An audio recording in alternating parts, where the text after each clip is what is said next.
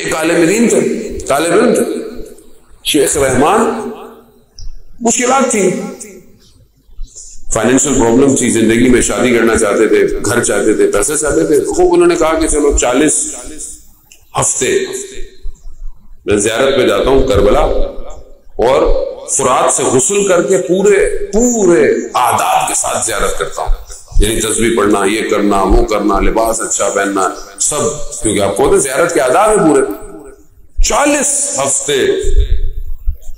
آخری ہفتہ آیا کہ ابھی کچھ باقی تھے، پتہ نہیں 36-35 ہفتے گئے، حضرت عباس کے حرم میں پہنچے اور وہاں پر زیارت پڑھ رہے، دیکھا ایک عرب بدو عورت جس کے لباس میں خاک لگی ہوئی ہے، ایسی آئی، ایک بچہ اس کا مریض ہے، بچے کو حضرت عباس کے پاس رکھ دیا، مریض ہے، ہل نہیں سکتا، اور کہہ رہی ہے حضرت عباس سے کہ مجھے باقی بچوں کے لیے کھانا پکانا ہے، میں چولہے پہ رکھ کے آئی ہوں، کسی بچے کو مجھے اس کو یہ کرنا ہے، کسی کو یہ کرنا ہے، غازی عباس میرے پاس وقت نہیں ہے، اس بچے کو ٹھیک کر لو۔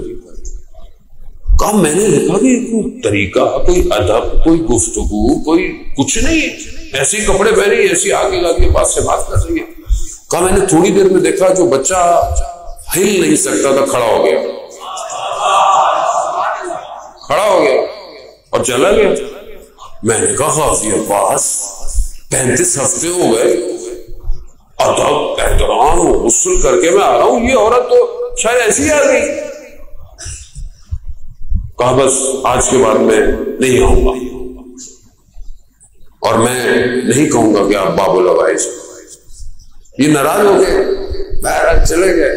جیسی نجف پہنچے، نجف میں اس وقت شیخ انصاری کا ٹائم ہے، بہت بڑے عالم دین تھے شیخ انصاری، ان کا غلام کہا کہ شیخ نے بلایا۔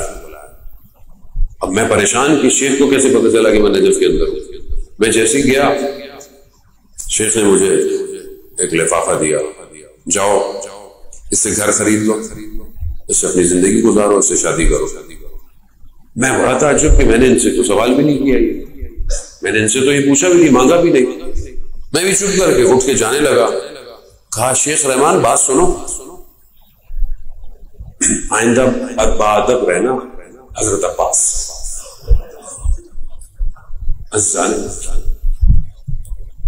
ہمیں نہیں پتا ہوتا کہ جس کی جتنی معرفت ہوتی ہے نا، اس کو اسی حساب سے ملتا ہے۔ بعض اوقات ایک شخص علم پہ آتا ہے، دعا مانگتا ہے، پوری گھر چلا جاتا ہے، آپ کربلا سے واپس آ جاتے ہیں، آپ کی دعا پوری نہیں ہوتی۔ اس کی معرفت جتنی ہے نا، اس کو اسی حساب سے ملتا ہے، اور اگر وہ کچھ نہیں دے رہے تو اس میں آپ کی مصلحت ہے، کیونکہ وہ بھی خدا کی بارگاہ میں ہمارے لیے دعا کرتے ہیں۔ وہ زہد یہی